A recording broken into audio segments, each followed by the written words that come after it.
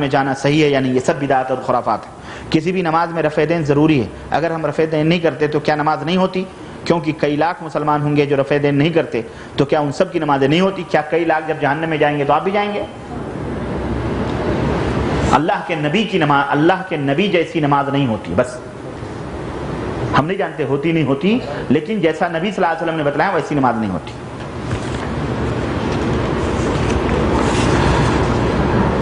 میں اپنی نومولود لڑکی کے سونے کی پائل خریدنا چاہتا ہوں، مگر میری محترم والدہ کے مطابق پیر میں سونا پہننا عورت کو معذور بتانا ہے۔ یہ بتائیں کیا ایسی کوئی حدیث نہیں؟ اپنی والدہ کی بات مان لیتا ہوں تو کیا بدعت ہوگی؟ نہیں، میں اپنی والدہ کی بات نظر انداز کرتا ہوں، کیا ان کی نافرمانی ہوگی؟ اگر اصل میں آپ کی والدہ محترمہ کو علم نہیں، سونا عورت کے لیے حلال ہے، وہ چاہے بالوں میں گوندھ کے پہنے، چاہے ناخنوں میں چھڑا کے پہنے، اگر اسے مل جائے تو نہ جانے کہاں کہاں پہنے، سمجھ رہے؟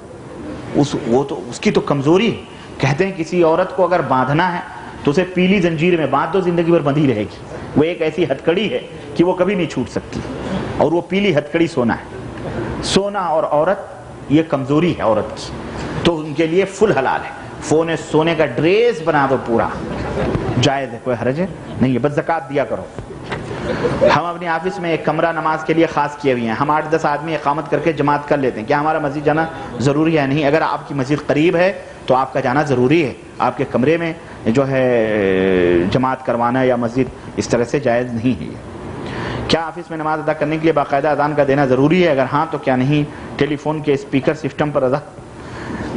کل کو آپ کہیں گے پھر کیسٹ میں پوری حرم کی امام کی نماز ڈبنگ کر کے لاتے ہیں، لگا دیتے ہیں، امام کی بھی ضرورت نہیں رہے گی۔ آج کل لوگوں نے مؤذنوں سے چھٹکارا پانے کے لیے کیسٹیں لگا دی ہیں، تو اب امامت کے لیے کل کو امام بھی غائب رہے گا، صرف کیسٹوں پہ نماز ہوگی۔ تو یہ سب رخصت نہ تلاش کریں، جو شریعت میں ہے اس کو تسلیم کریں، مانیں۔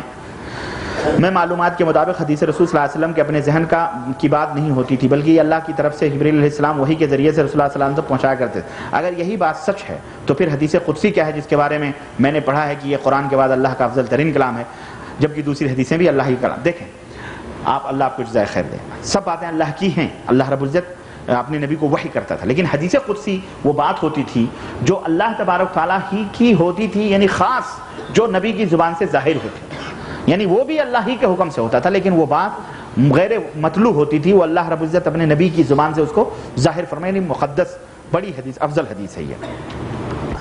ہمارے گھر کی خواتین پردے کی تو بہت پابند ہیں، ہے نا، مگر گھر کے غیر محرم مردوں سے پردے کی تو بہت پابند ہے، مگر گھر کے غیر محرم مردوں سے پردہ نہیں کرتی، جیسے دیور یا شوہر کے بھائی کا جوان لڑکا یا خالہ زاد بھائی، ان کے مطابق ان کی وہ بچپن سے دیکھتی آئیں، لہذا پردہ کرنا ضروری نہیں ہے، یا سمجھائیں پردہ کرنا بے حد ضروری ہے، غیر محرم سے پردہ کرنا بے حد ضروری اور حرام ہے۔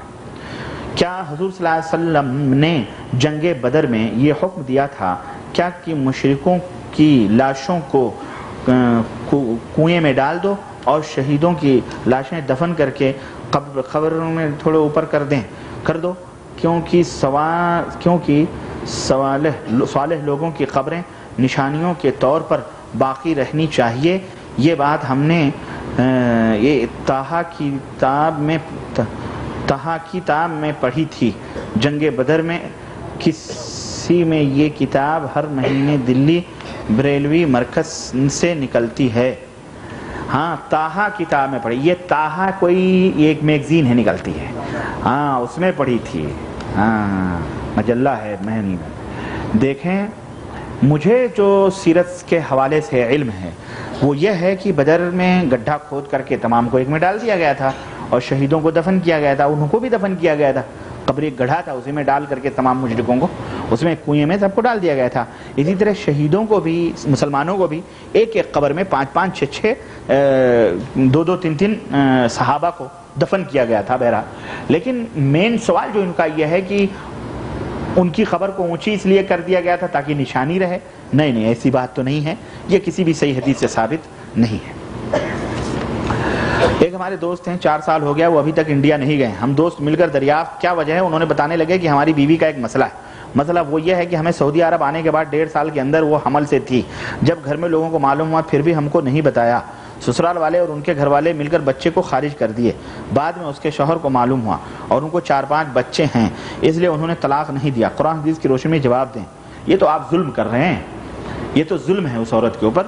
اگر اسے گمراہ کر کے اس بچے کو خارج کر دیا، یقیناً وہ ان کے ماں باپ نے بڑا گناہ کیا ہے اور ایک خون کے برابر ہے، لیکن اس کا یہ مطلب نہیں ہے کہ آپ اس کے ذریعے اپنی بیوی کو اس طرح سے اور اپنے بچوں کو اپنی ابوت اور باپ کی محبت سے محروم کریں.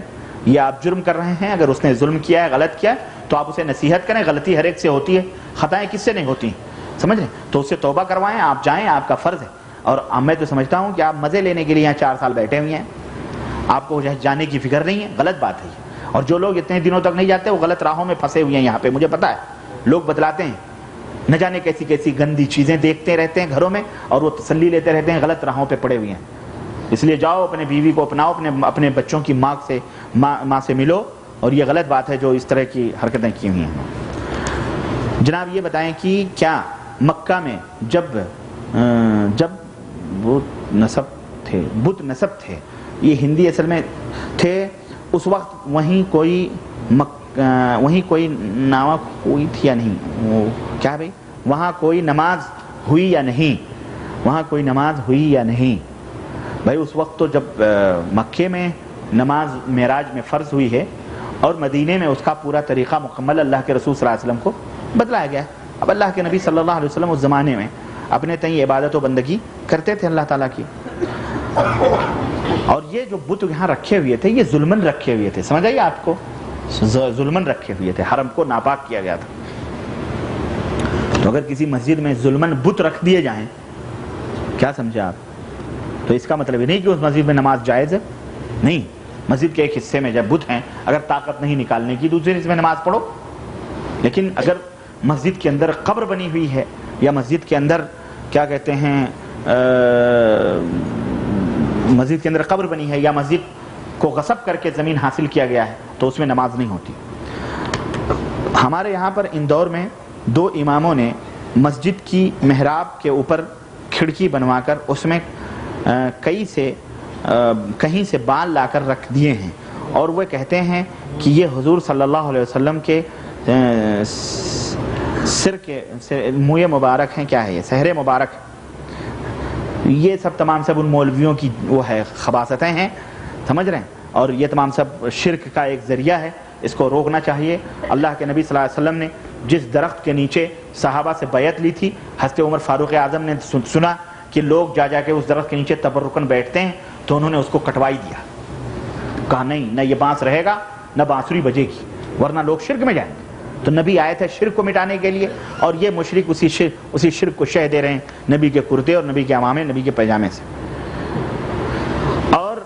اور الرحیق المختوم میں کیا ہے یہ پڑھنیوں کا قصہ ہے. اس میں حضور صلی اللہ علیہ وسلم نے اورینا کو اونٹ کا دودھ اور پیشاب پینے بولا ہے. کہاں تک صحیح ہے بات؟ واقعہ صحیح ہے اور اللہ کے نبی نے ان کو حکم دیا تھا کیونکہ وہ مریض تھے، بیمار تھے. بات سلام عرض ہے کہ آپ کی تقریروں سے ہم سب کو بہت فائدہ ہوا. ہمیں قرآن اور جو بھی سنت والی بات ہے اس پر اللہ تعالیٰ ہم کو چلائے، آمین. میں اپنے گھر چھٹی گیا تھا اور بہت ساری کتابیں کیسٹیں لے کر گیا، ویڈیو کیسٹ بھی سب کو گھر میں سنایا اور تمام بہن بھائی رشتہ دار کو بولا. بہت سے لوگوں نے ہاں ہوں کیا. اللہ کے کرم سے اپنے بچے اور بیوی بہن بھائی سب نے